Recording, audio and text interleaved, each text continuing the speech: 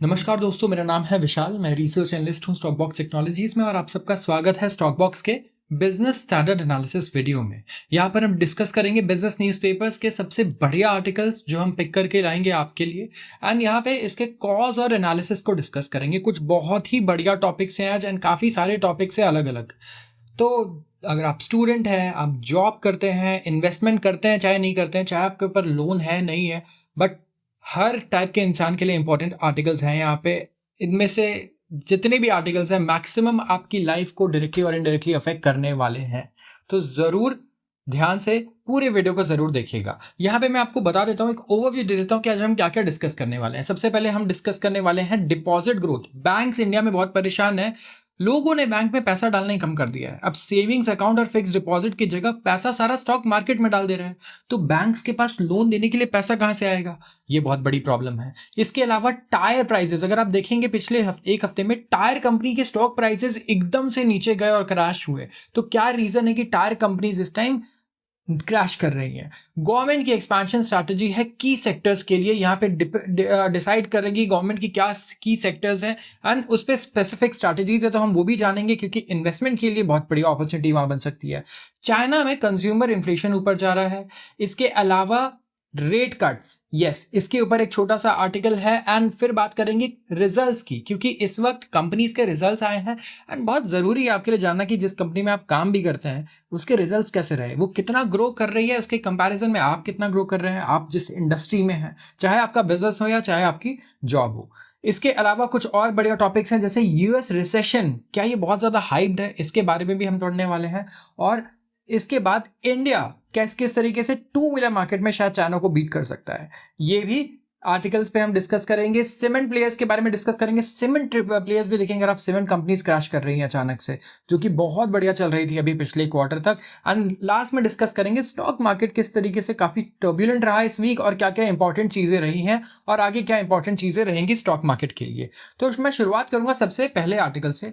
यहाँ पे कहा जा रहा है कि look to resolve issues with deposit growth. Deposit यहाँ पे बात हो रही है जो फिक्स डिपॉजिट और सेविंग्स अकाउंट डिपॉजिट हम बैंक्स में करते हैं, पैसे बैंक्स में डालते हैं, चाहे एफडी के फॉर्म में चाहे सेविंग्स के फॉर्म में। तो इसकी ग्रोथ में बहुत कमी आ चुकी है पहले से एंड यहाँ पे इसे फिक्स करने की बात चल रही है। तो इंडिया का जो लार्जेस्ट प्राइवेट सेक्टर लेंडर है, देखिए इंडिया में लार्जेस्ट लेंडर एसबीआई है, बट प्राइवेट सेक्टर लेंडर यहाँ पे एचडीएफसी बैंक है और ये फोकस कर रहा है पर्सनलाइज एक्सपीरियंसेस क्रिएट करने के लिए कस्टमर्स के लिए एंड ट्रस्ट बिल्ड करना चाहता है, long term customer relationship build करना चाहता है। देखिए ये तो सारे बैंक्स ही करना चाहते हैं, राइट। हमें ये जानना है कि इसके लिए कर क्या रहे हैं, ठीक है। तो सबसे पहले देखते हैं कि बैंक एड्रेस करेगा अपने चैलेंजेस को किस तरीके से। सबसे पहले तो डिपॉजिट अक्रीशन, ये एक बहुत बड़ा प्रॉब्लम है जहां डिपॉजिट कम हो गया है पहले से, ठीक है। लोगों ने पैसा कम डालना शुरू कर दिया है बैंक में as compare to before and वो पैसा लोगों का मानना है, एक्सपर्ट्स का मानना है कि स्टॉक मार्केट में जा रहा है। तो कस्टमर सर्विस के बार को ये रेस करना चाहते हैं। सबसे पहले कस्टमर की जर्नी को इंप्रूव करना चाहते हैं, ये उनका ट्रस्ट पहले से और ज़्यादा इंक्रीज करना चाहते हैं ताकि ये डिपॉजिट्स को अपने पास लेकर आ पाए, ताकि लोग इन्हें ट्रस्ट करें अपने डिपॉजिट्स के लिए। ओवरऑल सबसे पहले इनका ये कहना है ओवरऑल सर्विस इंप्रूवमेंट करके। उनका ये कहना है, अभी इन्होंने कमेंट्स किए, जब बैंकिंग सिस्टम में काफ़ी स्लगिश मतलब स्लो, स्टॉक मार्केट में आप ये वर्ड काफ़ी सुनेंगे। डिपॉजिट ग्रोथ है amid growing appeal of alternate investment options for house hold saving. देखिए खुद कह रहे हैं हाउस होल्ड सेविंग्स के लिए ऑल्टरनेट इन्वेस्टमेंट ऑप्शंस बहुत सारे आ गए हैं। तो बैंक्स के लिए कंपटीशन अब बढ़ गया है। बैंक्स के पास नया कंपटीटर है जो पहले था ही नहीं। तो पहले सिर्फ एफडी चलती थी, लेकिन अब ट्रेंड काफ़ी चेंज हो गया है। लोग अलग अलग प्रोडक्ट्स में इन्वेस्ट कर रहे हैं, म्यूचुअल फंड्स में भी पैसा डाल रहे हैं। तो यहाँ पे अगर आप देखिए अर्लियर आरबीआई के गवर्नर है हमारे शक्तिकांता दास जी, इन्होंने इंस्ट्रक्ट किया बैंक्स को कि कुछ इनोवेटिव प्रोडक्ट्स ऑफर करो, इनोवेटिव सर्विसेज ऑफर करो, तभी लोग आपके पास डिपॉजिट करेंगे। अपने ब्रांच नेटवर्क्स को इस्तेमाल करो कि हाउस होल्ड सेविंग्स को अपने पास लेकर आओ। इसमें और कोई आपकी मदद नहीं कर सकता, आपको खुद अपनी मदद करनी है। थोड़ा इनोवेशन तो लाओ, राइट। आप देखिए जब यूजुअली हम लोग बोलते हैं कि इंडिया में एक बहुत बड़ी प्रॉब्लम है कि वर्किंग क्लास जो पॉपुलेशन है हमारी, इसमें स्किल की कमी है, स्किल्स नहीं हो रहा है। एजुकेशन क्वालिफिकेशन भी मिल जा रही है तो स्किल्स नहीं है, जिसकी वजह से नौकरी नहीं लग पा रही है। बट आप देखिए कंपनीज का भी एक, आप कह सकते हैं कंपनीज को भी एक तरीके से इस तरीके से सोचना चाहिए कि अगर कहीं ना कहीं यहाँ पे प्रॉब्लम हो रही है आपके प्रोडक्ट्स में, सारी कंपनीज को लोग नहीं ले रहे हैं, तो कुछ ना कुछ आपको भी इंप्रूव करना चाहिए इसमें। ऐसा नहीं कि आप इकोनॉमी को ब्लेम कर दोगे या फिर आप ओवरऑल कंज्यूमर बिहेवियर जो चेंज हो रहा है उसको ब्लेम कर दोगे कि नहीं ये तो चेंज हो रहा है, हम कुछ नहीं कर सकते, राइट। अब ऐसा तो नहीं है कि लोगों को स्टॉक मार्केट में हम लोग बैन कर देंगे, लाइक म्यूचुअल फंड से बैन कर देंगे, वहां टैक्स बढ़ा के पनिश करने लगेंगे कि आप दोबारा जाओ और बैंक्स में डालो पैसा। नहीं, बैंक्स को यहाँ पे अपना गेम अप करना पड़ेगा एंड बेटर प्रोडक्ट्स लाने पड़ेंगे जो वो नहीं कर रहे थे अभी तक, क्योंकि बहुत आराम से उन्हें काम मिल रहा था बिना किसी चीज़ के, क्योंकि हमारा बिहेवियर ही ये था, पैसे कमाए एफडी में डाल दिए, पैसे कमाए एफडी में डाल दिए, भले ही कुछ रिटर्न मिले या ना मिले। तो ये जो डिपॉजिट ग्रोथ की प्रॉब्लम है ये बैंक्स की है जो उन्हें सॉल्व करनी है, ठीक है। और इससे एग्जैस्बेट हो रहा है, मतलब और बढ़ जाना, जब कोई नेगेटिव चीज़ बढ़ जाती है तो इसे हम बोलते हैं एग्जैस्बेटिंग। तो concerns about banks liquidity management, अभी मैंने लिक्विडिटी आपको बताया था और मैंने बोला था कि ये टर्म आप यूज करना शुरू कर दीजिए। लिक्विडिटी का मतलब क्या है कि आपके पास कैश कितना है, ठीक है। तो अगर आपसे कोई दोस्त उधार मांगे, हमने एग्जांपल दिया था कि भाई मुझे पेटीएम कर दे 500 रुपए, यू कैन से कि भाई लिक्विडिटी क्रंच है। तो मैं दोबारा रिपीट कर रहा हूं ताकि आप लोगों का रिविजन भी हो जाए कि लिक्विडिटी किसे बोलते हैं। तो लिक्विडिटी यहाँ पे क्रंच है, एंड लिक्विडिटी क्रंच का मतलब क्या हुआ कि लिक्विडिटी लो है, पैसे नहीं है, कम है। और एक्सेस लिक्विडिटी मतलब क्या होगा, पैसे बहुत ही ज्यादा है। तो यहाँ पे लिक्विडिटी का मतलब हो गया आपके पास कैश है, कैश कन्वर्टेबल जो तुरंत कैश में कन्वर्ट हो जाए, वो कितने हैं। यहाँ पे शशिधर जी का कहना है, जो managing director CEO HDFC bank के, उन्होंने हाईलाइट किया कि जो बैंक एनुअल की रिपोर्ट आई जो बैंक की कि लेंडर जो है वो ग्रो करेगा अपने एडवांसेस को एट अ स्लोअर पेस, मतलब लोन्स जो एचडीएफसी बैंक अब देने वाला है वो थोड़े कम पेस पे देने वाला है अपने डिपॉजिट से, ठीक है। क्योंकि ये जो क्रेडिट डिपॉजिट रेशियो जो बढ़ गया है ना, इसे कम करना चाहता है। देखिए ये बड़ा इंपॉर्टेंट फिगर है और इसके चक्कर में एचडीएफसी बैंक का स्टॉक 10% टूट गया था, एक बार नीचे आ गया था रिजल्ट के दिन। ये है CD ratio, credit deposit ratio, मतलब क्या हुआ, कितना आप लोन दे रहे हो और कितना आपके पास डिपॉजिट आ रहा है। क्योंकि बैंक क्या करती है, सेविंग्स और फिक्स डिपॉजिट में आपको, लेट्स से सेविंग्स पे आपको 2-3% का डिपॉजिट का वो देती है, ठीक है। एंड इसके अलावा एफडी पे आपको मान लो जो 6-7% देती है, 6-7%, ये आप बैंक को देते हो और बैंक इसको लेंड करती है 10% पे, 14% पे, 15% पे, राइट, अलग अलग इंसान को। तो ये जो रेशियो है ना इसके बीच में, मान लीजिए 1 लाख का डिपॉजिट आ रहा है मेरे पास, उसमें से मैं लेट्स से 20,000 जो है लोन पे दे दे रहा हूँ। अब क्या हुआ कि डिपॉजिट आ रहा है 1 लाख का, क्रेडिट था 20,000, तो बहुत ही बढ़िया था, right. CD ratio 20 divided by 100 1:5 हो गया। लेकिन अगर यही डिपॉजिट घट के 60,000 हो जाए और उसमें से आप 20,000 लोन दे रहे हो, which is very risky, right, ये रिस्क यहाँ पे इंक्रीज हो गया। तो यहाँ पे पोस्ट मर्जर जो सीडी रेशियो है बैंक का वो ओवर 100% चला गया, while it was 87% pre merger. तो यहाँ पे पोस्ट अर्निंग्स कॉल्स इनका ये कहना है कि यहाँ पे ओवरऑल ये कोशिश करेंगे कि सीडी रेशियो को इंप्रूव करें, क्रेडिट और डिपॉजिट रेशियो को, एंड बैंक को और ज्यादा स्ट्रेंथन करें फ्यूचर ग्रोथ के लिए। अब बैंक्स के बारे में तो पढ़ लिया हमने, टायर्स को क्या प्रॉब्लम है भाई, टायर कंपनीज को क्या प्रॉब्लम हो रही है अब भी जानते हैं हम लोग। तो टायर मैन्युफैक्चरर्स ना एक अनप्रेसिडेंटेड प्रॉब्लम से जूझ रहे हैं। ये प्रॉब्लम क्या है, सबसे पहले तो नेचुरल रबर। अब टायर कंपनी के लिए कॉस्ट सबसे बड़ा क्या होगा भाई, रबर से बनते हैं टायर्स, तो रबर एक बहुत बड़ा कॉस्ट होगा। तो रबर प्राइसेस 13 साल के हाई पे चल रहे हैं इस वक्त इंडिया में, हमें पता भी नहीं होगी ये चीज शायद। लेकिन जो सर्च है यहाँ पे देखिए, सियाट, जेके टायर्स, इनको मजबूरन इंक्रीज करने पड़े हैं अपने टायर प्राइसेस, ठीक है, क्योंकि कॉस्ट इतना ज्यादा बढ़ गया। नॉर्मली क्या होता है, अगर आज किसी चीज कोई रॉ मटेरियल का दाम 10% बढ़ जाए ना, तो कंपनी तुरंत अपने प्रोडक्ट के दाम नहीं बढ़ाती है, क्योंकि इंडिया वैसे भी बहुत ही प्राइस सेंसिटिव मार्केट है। बट जब ये बिल्कुल हाथ से निकल जाए और उन्हें लगे कि अब पता नहीं कि प्राइस कहाँ जाने वाला है रॉ मटेरियल का, तो इन्हें मजबूरन अपने प्राइस को बढ़ाना पड़ता है। और हमें यही देखने को मिला है यहाँ पे टायर कंपनीज के साथ। तो जो एक्सपर्ट है वो प्रिडिक्ट कर रहे हैं कि जो रॉ मटेरियल प्राइसेस हैं ये करीब 5 से 6% और बढ़ने वाले हैं नेक्स्ट क्वार्टर में, अगले 3 महीनों में, एंड स्टेबलाइजेशन होगा थर्ड क्वार्टर में जाकर। तो थर्ड क्वार्टर कौन सा होगा, दिसंबर वाला क्वार्टर होगा, अक्टूबर नवंबर दिसंबर वाला जो क्वार्टर है, यहाँ पे हम लोग सॉफ्टनिंग देखेंगे टायर कंपनीज के लिए। तब तक जो कॉस्ट है वो बढ़ते ही रहेगा रबर्स का। सियाट के जो चीफ फाइनेंशियल ऑफिसर है उन्होंने रिवील किया कि कॉस्ट को मिटिगेट करने के लिए ये सर्टेन टायर्स के प्राइसेस को हाई करेंगे इंटरनेशनल मार्केट में और रिप्लेसमेंट मार्केट में, क्योंकि कंपनी इंटरनेशनल मार्केट में भी काफी एक्सपैंड कर रही है अभी इस वक्त। सो यहाँ पे इन्हें प्राइसेस बढ़ाने होंगे, इनके पास कोई और ऑप्शन नहीं है। तो यहाँ पे रॉ मटेरियल कॉस्ट अपवर्ड जा रहा है एंड प्रोडक्ट मिक्स ऑप्टिमाइजेशन भी कंपनी इस टाइम पे कर सकती है, बेटर ऑपरेशनल एफिशिएंसीज बढ़ा सकती है, बट ये एक लिमिट तक ही हो सकता है। देखिए आप कितनी एफिशिएंसी इंक्रीज कर देंगे, इसके लिए या तो फिर बहुत बड़ा इनोवेशन चाहिए आपको, कुछ जो आपके कॉस्ट को एकदम से कम कर दे overall without incurring really big investment. तो एवरेज रॉ मटेरियल प्राइस बढ़ा है करीब 3 से 4%, ये देखिए क्वार्टर ऑन क्वार्टर बेसिस, पिछले क्वार्टर से इस क्वार्टर के कंपैरिजन में, एंड 2% जो है ये पास ऑन हुआ है टू कंज्यूमर्स। तो अभी भी टायर कंपनीज को यहाँ प्रॉब्लम हो रही है। तो डोमेस्टिक टायर वॉल्यूम ग्रोथ यहाँ पे एक्सपेक्टेड है 4 to 6% FY25 एंड एस्टिमेटेड है 6 to 8% FY24। तो ओवरऑल जो डिमांड है, ठीक है, ये तो ऑफकोर्स आनी है, स्पेसिफिकली जो टायर, जो मैन्युफैक्चरर्स हैं। अब आपकी जो महिंद्रा और टाटा, ऐसा तो नहीं कि बिना टायर के आपको कार बेचने लगेंगी, यहाँ से जो डिमांड आनी है वो तो आनी ही है, no doubt. But overall exports वगैरह भी स्लगिश रहने वाले हैं एंड रिकवरी भी एंड यूजर मार्केट में थोड़ी कम रहेगी। जो की कंपोनेंट्स हैं जैसे कि natural rubber, synthetic rubber, carbon black and caprolactam, यहाँ पे काफी ज्यादा बढ़त देखी गई है सिंस जनवरी 2024 इनके प्राइसेस में। तो इसीलिए आप देखेंगे टायर कंपनीज के शेयर प्राइसेस भी बहुत बुरी तरीके से नीचे जा रहे हैं। एक बार आप गूगल पे ही सर्च कर सकते हैं, सियाट, जेके टायर, बालकृष्ण इंडस्ट्री, मतलब जितने भी टायर से रिलेटेड कंपनीज हैं कि किस तरीके से उनके शेयर प्राइसेस ने परफॉर्म किया है पिछले 10 दिनों में। Government expansion strategy to encompass की सेक्टर्स, गवर्नमेंट की एक्सपेंशन स्ट्रैटेजी है जहां पे की सेक्टर्स रहने वाले हैं कुछ। ऑफकोर्स ये तो हमें पता है, बट कौन कौन से सेक्टर्स हैं? तो यहाँ पे बात हो रही है कैपिटल गुड्स पॉलिसी की, जहां इंक्लूड किया जाएगा कुछ की सेक्टर्स को, जैसे कि defence, railways, pharmaceutical, steel and many more. Ministry of heavy industries ने ऑलरेडी एस्टैब्लिश किया है एक जॉइंट टास्क फोर्स जहां ये नेशनल कैपिटल गुड्स पॉलिसी लेकर आएंगे 2025।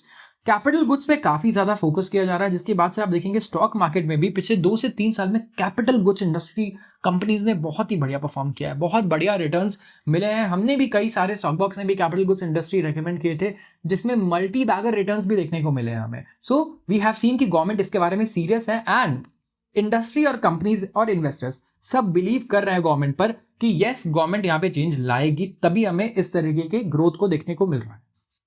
तो यहाँ पे 6 वर्किंग ग्रुप्स बने हैं जहाँ पे रिप्रेजेंटेटिव्स होंगे from various ministries, departments, industries, industrial association, जो कि सेक्टर स्पेसिफिक फीडबैक देंगे और इनका काम होगा कि सुपर चार्ज करें डोमेस्टिक डिमांड को, इंप्रूव करें बैलेंस ऑफ ट्रेड, इंडिया को प्रमोट किया जाए as a manufacturing hub, information technology ecosystem बनाया जाए, रिसर्च एंड डेवलपमेंट को एनहांस किया जाए, और जो डिजिटल टेक्नोलॉजी है इस वक्त हमारे पास, इसको लेवरेज किया जाए ज़्यादा से ज़्यादा इंडिया की ग्रोथ स्टोरी में। और एनर्जी ट्रांजिशन एंड सस्टेनेबिलिटी, ये तो सबसे इंपॉर्टेंट चीज़ है इस वक्त पूरी दुनिया में, इस पर भी पूरा फोकस किया जाए। तो इसके लिए कैपिटल गुड्स पॉलिसी की बहुत जरूरत है, क्योंकि ये सारे गोल्स अचीव करने में हमें कैपिटल गुड्स इंडस्ट्री को फोकस में रखना होगा, राइट। एंड यहाँ पे मैन्युफैक्चरिंग ओवरऑल इंडिया की वैसे भी नीड है एंड हम चाहते हैं कि इंडिया ना सर्विस तो छोड़िए, मैन्युफैक्चरिंग एक कोर सेक्टर बन जाए हमारा। अगर मैन्युफैक्चरिंग इंडिया का कोर सेक्टर बन जाता है तो हमारी इससे अनएम्प्लॉयमेंट की प्रॉब्लम भी काफी हद तक सॉल्व होने को दिखेगी। एंड यहाँ पे जो वर्किंग ग्रुप्स हैं यहाँ पे जो गवर्नमेंट ने बनाए हैं, यहाँ पे रिप्रेजेंटेटिव्स हैं मिनिस्ट्रीज से, माइक्रो स्मॉल मीडियम एंटरप्राइजेस से, स्किल डेवलपमेंट से, तो अलग अलग जगह पे कंसल्टेशंस ली जा रही है एंड इस पॉलिसी फ्रेमवर्क पे वर्क किया जा रहा है। सो वी हैव टू सी कि किस तरीके से आगे वर्क करता है और यहाँ पे कौन कौन से की सेक्टर्स हैं जिन्हें गवर्नमेंट शायद रिमूव करे या ऐड करे, एंड वी एक्सपेक्ट कि यहाँ एडिशंस ही होंगे अगले 10 सालों में।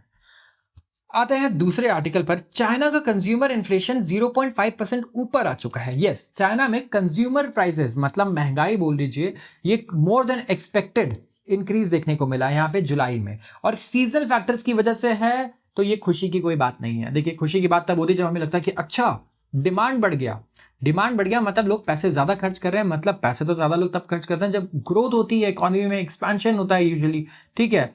लेकिन इसका एक नेगेटिव साइड भी है। जरूरी नहीं है कि डिमांड से ओरिएंटेड हो, ये सप्लाई ओरिएंटेड भी होती है। सप्लाई शॉक्स आ गए, अगर सप्लाई कम हो गई, जैसे ऐसा तो नहीं कि टमाटर की डिमांड ज्यादा बढ़ जाती है, टमाटर 100-150 रुपए किलो हो जाता है, नहीं, सप्लाई प्रॉब्लम रहती है। तो यही प्रॉब्लम चाइना में भी रही है। ओवरऑल वेदर वगैरह की वजह से, वेदर के प्रॉब्लम्स रहे हैं, फ्लड्स के प्रॉब्लम रहे हैं, एक्सट्रीम वेदर हर जगह है इंडिया में और दुनिया में भी, तो जिसकी वजह से चाइना में भी सेम सिचुएशन देखने को मिली। डोमेस्टिक डिमांड ओवरऑल सर्जिश तो रही है साथ में, लेकिन यहाँ पे सप्लाई थोड़ा क्रंच हो गया पॉलिसी सपोर्ट पूरी है, यस, इंटरेस्ट रेट कट किए जा रहे हैं वहां पे, बट यहाँ पे ओवरऑल हमें खुश होने वाली कोई बात नहीं है कि चाइना ने फिर से पिकअप कर लिया है ग्रोथ, एंड जो दुनिया का जिसे हम ग्रोथ इंजन कहते थे वो फिर से शुरू होने वाला है, नहीं। तो वॉलेटाइल फूड और एनर्जी कॉस्ट को अगर आप हटा दें तो जो कोर कंज्यूमर प्राइस इन्फ्लेशन है ये बढ़ा है 0.4%। तो हमेशा इसको याद रखिएगा, मैं हमेशा एक्सप्लेन करता हूं हर वीडियो में कि कोर इन्फ्लेशन क्या होता है। कोर कंज्यूमर प्राइस इंडेक्स होता है जब आप महंगाई दर से, खाने से आने वाला महंगाई दर जो उसका पार्ट है और एनर्जी कॉस्ट, इन दोनों को हटा दे तो उसे कोर इन्फ्लेशन बोलते हैं हम लोग, कोर सीपीआई बोलते हैं। तो चाइना की इकोनॉमी काफी सारे प्रॉब्लम से अभी जूझ रही है, यहाँ पे डिफ्लेशन का प्रॉब्लम है, ठीक है। इसके अलावा फॉलिंग कंज्यूमर प्राइसेस जो है ये 1999 से लेकर अभी तक सबसे लंबी स्ट्रीक पर है। तो काफी प्रॉब्लम्स है, डिमांड बहुत कम हो चुकी है, कंजम्पशन कम है, प्रोडक्शन भी ओवरऑल कम है। आते हैं दूसरे आर्टिकल पे, ये है welcome to the yes but cycle of rate cuts. यहाँ पे बात हो रही है रेट कट्स की, एंड रेट कट्स की अगर आप बात करें तो यहाँ पे डिस्कशन जो रहता है, टॉपिक रहता है, वो रहता है यूएस का central bank, that is federal reserve. तो 30 साल पहले इकोनॉमिक्स एक रेवोल्यूशन से गुजरा, ठीक है, एंड इसे सफिशिएंट क्रेडिट नहीं मिला है। Instead of shrouding policy shifts in secrecy, मतलब जैसे 30 साल पहले सीक्रेटली बंद कमरे में ये सारी पॉलिसी चेंजेस कर दी जाती थी, इंटरेस्ट रेट बढ़ गया घट गया, अब सेंट्रल बैंक्स जोर जोर से अनाउंस करती है, चिल्लाती हैं कि हाँ भाई हम हाइक करेंगे, करने से पहले 1 साल पहले से बोलते हैं कि हम कब करेंगे, इंटरेस्ट रेट क्या करेंगे, हर चीज बिल्कुल ट्रांसपेरेंटली करती है और अपने मैसेज को एम्पलीफाई करके क्लियर रखती है, ताकि ये फाइनेंशियल रक्शंस और वॉलेटिलिटी जो है मार्केट में इसको रिड्यूस कर पाए, ताकि इस पर कोई स्पेकुलेशन ना हो। तो जो आज के पॉलिसी मेकर्स हैं वो यूज कर सकते हैं of the same clarity of purpose. Global economy है ये सस्टेन्ड इजी के कस्प पे है, ठीक है। हर कंट्री में हम वेट कर रहे हैं, UK, Europe, India and US of course, यहाँ पे कुछ ही दिन है कि हमें रेट कट्स देखने को मिल सकता है, राइट, अच्छे लेवल पे एंड कंसिस्टेंट रेट कट्स, दो not necessarily a dramatic consequence of rate cuts. Growth is slowing, yes, growth slow होता हुआ नजर आ रहा है, एंड ग्रोथ को पिकअप करवाना है, अगर हमें ग्रोथ बढ़ानी है तो इंटरेस्ट रेट को हम लोग नहीं बढ़ाते रह सकते, ठीक है। स्टेबल रखा है अभी तो, लेकिन घटाना विल बी वेरी जरूरी। रेट कट एक बहुत इंपॉर्टेंट आप कह सकते हैं स्टिमुलस रहने वाला है, but there is no crisis, इनका ये कहना है। क्रिटिकली प्राइस गेन जो है ये अबेट कर रहे हैं significantly. Inflation targets within sight है, यूएस में तो है बट इंडिया में yes, food inflation is a problem, and great news आ सकती है ये, लेकिन फिर भी ऑफिशियल्स को यहाँ पे प्रॉब्लम हो रही है। जो legacy of transitory and now infamous word Federal Reserve used to play down inflation claim in 2021 is wreaking havoc. 2021 में जब फेडरल रिजर्व से पूछा जाता था कि सर इन्फ्लेशन बहुत ज़्यादा बढ़ रहा है, क्या करें क्या करें, तो बोलते थे अरे यार ये ट्रांजिशनरी है, चिंता मत करो। और उसके बाद उन्होंने बोला नहीं भाई ये ट्रांजिशनरी नहीं है, सॉरी हमसे गलती हो गई, हाथ जोड़ के। एंड उसके बाद इन्होंने इस तरीके से रेट इंक्रीज किया कि मार्केट भी क्रैश हुआ।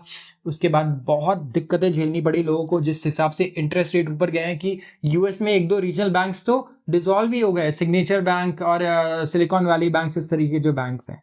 तो ओवरऑल अगर आप देखें तो ये जो स्टोरी रही है यूएस में, काफ़ी बड़ी गलती रही है यहाँ पे फेडरल रिजर्व की, कि उन्होंने एस्टिमेशंस जो हैं बिल्कुल भी सही नहीं किए, एंड यहाँ पे इसका जो आप कह सकते हैं कॉन्सिक्वेंस है ये लोगों को झेलना पड़ रहा है।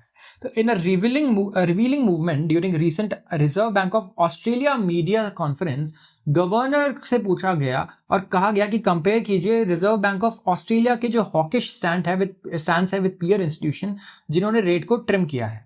मतलब पूछा गया कि आप कंपेयर कीजिए कि रिजर्व बैंक ऑफ ऑस्ट्रेलिया इस वक्त हॉकिश स्टैंस लेके बैठा है, मतलब वो कह रहा है रेट को कट नहीं करेंगे, हम रेट बढ़ाएंगे। अभी मैंने बताया था कि हॉकिश और डॉविश में क्या डिफरेंस है। हॉक एक अग्रेसिव चिड़िया है, राइट, एंड डव को तो हम लोग पीस के लिए यूज करते हैं। तो वैसे ही डव मतलब आगे पॉलिसी एक्सपेंशनरी पॉलिसी होगी, रेट कट किए जाएंगे, ठीक है, रेट कट, और यहाँ पे रेट को क्या होगा, बढ़ाया जाएगा, हॉकिश। तो रिजर्व बैंक ऑफ ऑस्ट्रेलिया का काफी हॉकिश स्टैंस है यहाँ पे। तो इनका what they were seeing that the RBI which refuses to countenance and easing wasn't, तो ये काफी डिफेंसिव थे।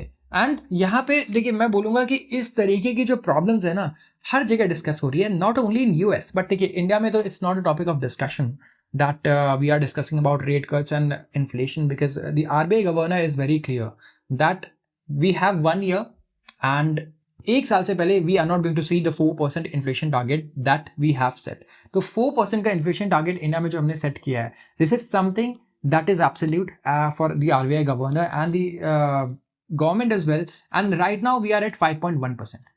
तो जब ये सवाल हमसे हम तो पूछने भी जाते हैं तो बोलते हैं कि भाई पूछो भी मत, अभी एक साल बाद पूछने आना, अभी तो कोई चांस ही नहीं है कि रेट कट करेंगे। बट स्टिल लोगों की जिद है कि भाई ये 5.1% इन्फ्लेशन फूड इन्फ्लेशन की वजह से है। आप एक बार ओवरऑल देखो, एनर्जी को बिल्कुल स्टेबल है, कोर इन्फ्लेशन बिल्कुल बढ़िया है, कोई दिक्कत नहीं है। बट यस, पूरी दुनिया को आप यहाँ पे ले लो, Bank of England they want की रेट कट करें, उन्होंने किया भी, यूरोपियन सेंट्रल बैंक ने रेट कट किए, बट स्टिल अचानक से जैसे ही अब कहीं ना कहीं थोड़ा भी प्राइस हाइक देखने को मिलता है तो सब लोग डर जाते हैं। ठीक है, तो सारे सेंट्रल बैंक्स डरे हुए हैं। क्यों? क्योंकि मैं आपको एक डेटा देता हूं, 80s में, आप 1980s में देखिए, यूएस मार्केट का सबसे बड़ा जो क्रैश था, आई थिंक 88-87 के around, one day, one of the biggest crashes, ये तब आया था जब सेंट्रल बैंक ने जल्दी ही रेट कट कर दिए थे। ठीक है, लोगों को खुश करने के लिए, एंड बहुत ही बढ़िया रैली आई यूएस मार्केट में। एंड इसके बाद क्या देखने को मिला हमें कि रैली आने के बाद जब इन्फ्लेशन का डेटा आया अगला और वो अच्छा नहीं आया, महंगाई दर बढ़ के आई, तो single day one of the biggest falls देखने को मिले हमें डाउ जोन्स में और नैस्डैक में। ठीक है, और S&P। तो ये जो चीज़ है ओवरऑल इस आर्टिकल में आप पढ़ेंगे तो जानेंगे कि बहुत ज़्यादा एक ट्रॉमा सेट कर चुकी है सारे सेंट्रल बैंक के गवर्नर्स में, और वो चाहते हैं कि हम ये गवर्नर ना बने जिनके टाइम पे ये हुआ था कि हमने बहुत जल्दी इंक्रीज कर दिया और उसके बाद टोटल मैसेकर हो गया मार्केट में, जो सब किया था सब पे पानी फिर गया। तो इसीलिए सब ज्यादा कंजर्वेटिव हैं, because they don't want to put their reputations on the line, and history में वो अपने आप को इस तरीके से नहीं याद करवाना चाहते हैं जैसे 80s में वो हुआ था। अब आते हैं अगले आर्टिकल पर, Grasim to invest 4,553 crore in FY25। अब मैं ग्रासिम के बारे में क्यों डिस्कस कर रहा हूँ, ये क्या बहुत इंपॉर्टेंट कंपनी है, मैं आपको बताता हूँ। इसके अलावा सीमेंट, इंडिया सीमेंट्स के अच्छे प्रॉफिट आए, इन्फो एज काफी अच्छा कल परफॉर्म किया, इन्फो एज ने स्टॉक मार्केट में 75% प्रॉफिट ग्रोथ आई है। जाइडस लाइफ साइंसेज के बारे में तो मैं क्या बोलूँ, पूरी फार्मा इंडस्ट्री की आप एक बार अभी रिपोर्ट्स देखिए, क्या बढ़िया परफॉर्म किया है फार्मा ने, and trend as usual, net profit 2 गुना हो चुका है। यस, 100% ग्रोथ आ गई है, 391 करोड़। हर रिजल्ट ये इतना बढ़िया रिजल्ट देता है। इसका स्टॉक भी आप कह सकते हैं एक बिल्कुल इस तरीके के बुल रन में वन साइडेड की मार्केट से कोई फर्क ही नहीं पड़ता इसे। एंड ग्रासिम इंडस्ट्री एक BSE लिस्टेड होल्डिंग कंपनी है आदित्य बिरला ग्रुप की। फ्राइडे में इन्होंने अनाउंस किया 4,500 करोड़ का कैपिटल एक्सपेंडिचर ये करने वाले न्यू ग्रोथ बिजनेसेस पे। अब ग्रासिम ना ऐसी कंपनी है जो एक स्पेसिफिक सेगमेंट इन्वेस्टर्स को बिल्कुल नहीं पसंद है, वो एशियन पेंट के इन्वेस्टर्स को।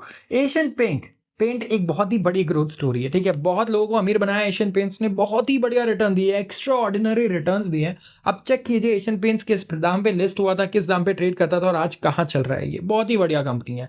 लेकिन जब से ग्रासिम आया ना, एशियन पेंट्स की ग्रोथ स्टोरी जो है अब थोड़ा कम बिलीवेबल लगने लगी है लोगों को, क्योंकि ग्रासिम अब आ रहा है पेंट्स में। एंड आदित्य बिरला ग्रुप की कंपनी अगर पेंट इंडस्ट्री में आ रही है तो मार्केट शेयर वो सबसे ज्यादा किसका कैप्चर करेगी, जिसके पास सबसे ज्यादा मार्केट शेयर है। एंड पेंट बिजनेस में तो सबसे ज्यादा मार्केट शेयर एशियन पेंट्स का ही है। तो यहाँ पे कंसोलिडेटेड एबिटा, यहाँ पे जो प्रॉफिट है इनका, ये 4% कम आया, 4,660 करोड़ आया, और ये ड्रिवन था by investments in paint business, जैसा यहाँ पे लिखा है। ग्रासिम की कमिटमेंट है कि वो स्ट्रॉन्ग कंज्यूमर फेसेस बिजनेसेस बनाना चाहता है स्क्रैच से, जो कि एक्सपेक्टेशंस के बिल्कुल इन लाइन है। कंपनी ने इन्वेस्ट किया करीब 7,795 करोड़ पेंट बिजनेस में, ऑलमोस्ट $1 बिलियन इन्वेस्ट किया है। दिस शोज कि कितना सीरियस है ये। एंड वी नो कि यहाँ पे पेंट बिजनेसेस को अब झटका लग सकता है ग्रासिम के आने से, एंड इसीलिए मैंने इसे कवर किया स्पेसिफिकली कि ग्रासिम जब इन्वेस्ट करने की बात करता है एग्रेसिवली, तो यहाँ पे डरते कौन है, एशियन पेंट्स के शेयर होल्डर्स। आते हैं दूसरे आर्टिकल पे, ये है यूएस रिसेशन फियर्स हाइप्ड। क्या यूएस का रिसेशन फियर बहुत ही हाइप्ड है, स्टॉक मार्केट ने बहुत ज्यादा ओवर रिएक्ट कर दिया, ज्यादा ही क्रैश होने लग गया। May be not, let's discuss. US का जो जॉब डेटा है ना, अनएम्प्लॉयमेंट यहाँ बढ़ते जा रही है लगातार, ऐसे दिख रहा है, तो इसकी वजह से रिसेशन का डर है कि अनएम्प्लॉयमेंट बढ़ रही है, मतलब कंपनीज एक्सपेक्ट नहीं कर रही है कि आगे बहुत अच्छी ग्रोथ होने वाली है, तभी तो लोगों को निकाला जा रहा है।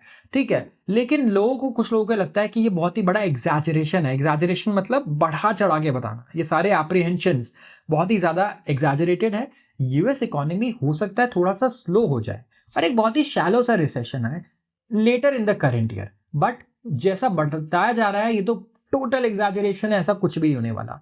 US federal reserve central Bank ने मंडे को डिस्पेल कर दिया स्पेकुलेशन को कि इकोनॉमी जो है वो रिसेशनरी फ्री फॉल में है।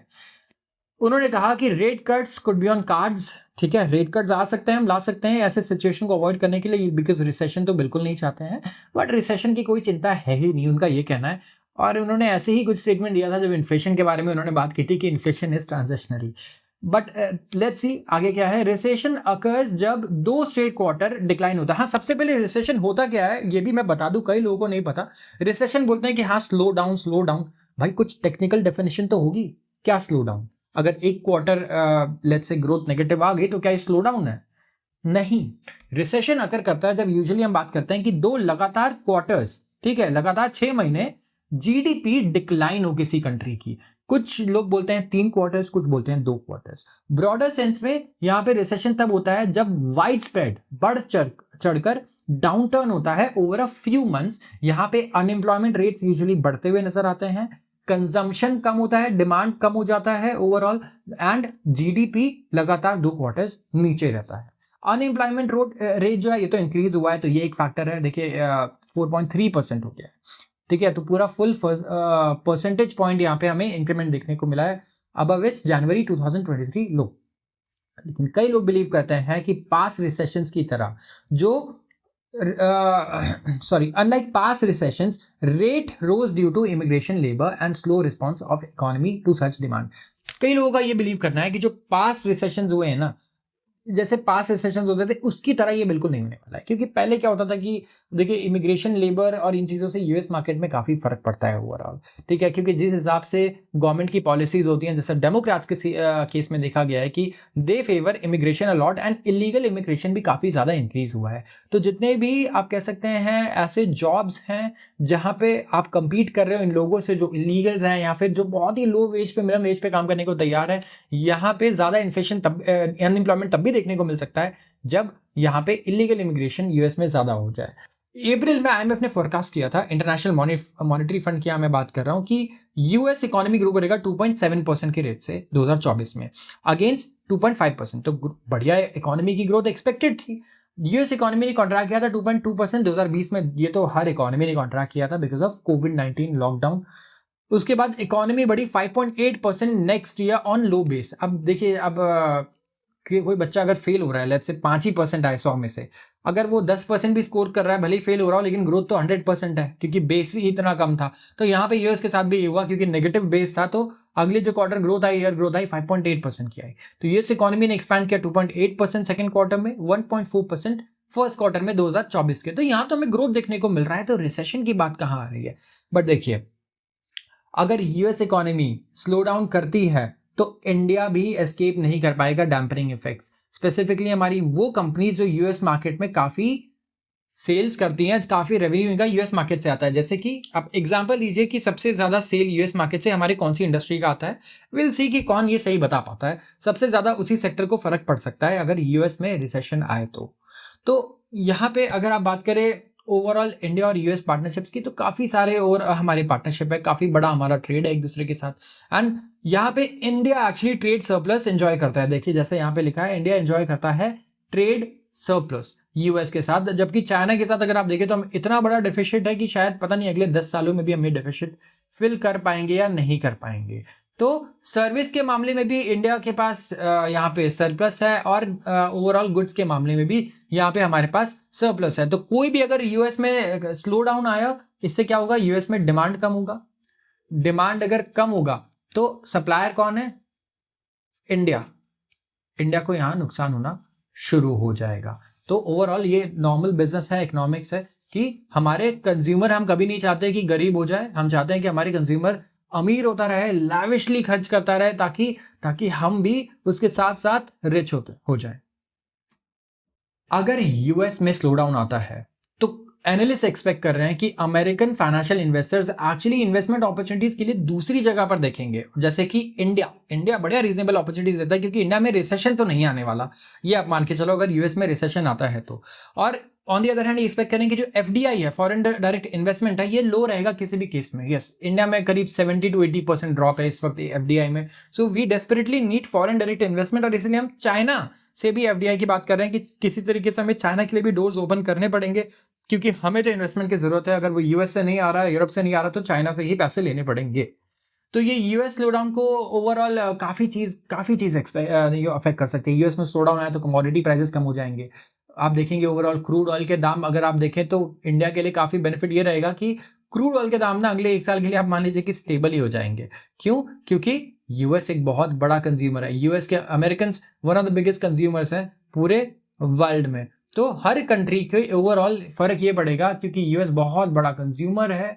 तो जितने भी एक्सपोर्ट ओरिएंटेड कंट्रीज हैं वो इस बात से बहुत दुखी होंगी, एंड जितनी भी कमोडिटी एक्सपोर्टिंग कंट्रीज हैं वो भी बहुत ज़्यादा दुखी होंगी अगर US में स्लो डाउन आता है। तो इंडिया में beat China in two wheeler market share in CY24। अब इंडिया एक जगह चाइना को बीट कर रहा है। कल ही हमने देखा था कि चाइना ने एक इम्पॉसिबल सी चीज करके दिखा दी है। इस वक्त जो भी कार्स बिक रही हैं चाइना में, उसमें से 50% कार्स इलेक्ट्रिक व्हीकल्स हैं, which is amazing, unbelievable.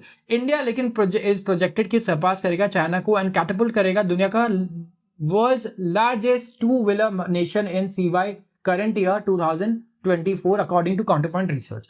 India में ग्लोबल 2-व्हीलर मार्केट शेयर है 35% का, और टॉप स्पॉट हम ले लेंगे ahead of China at 34% global market में, जहां चाइना जिसके पास 37% का मार्केट शेयर है वो 5% आगे हमसे, जहां इंडिया 32% पे है। तो प्रोजेक्शंस यहाँ पे बात कर रहे हैं दोनों electric as well as petrol diesel वाली गाड़ियों की, जो 2-व्हीलर मार्केट है इसकी।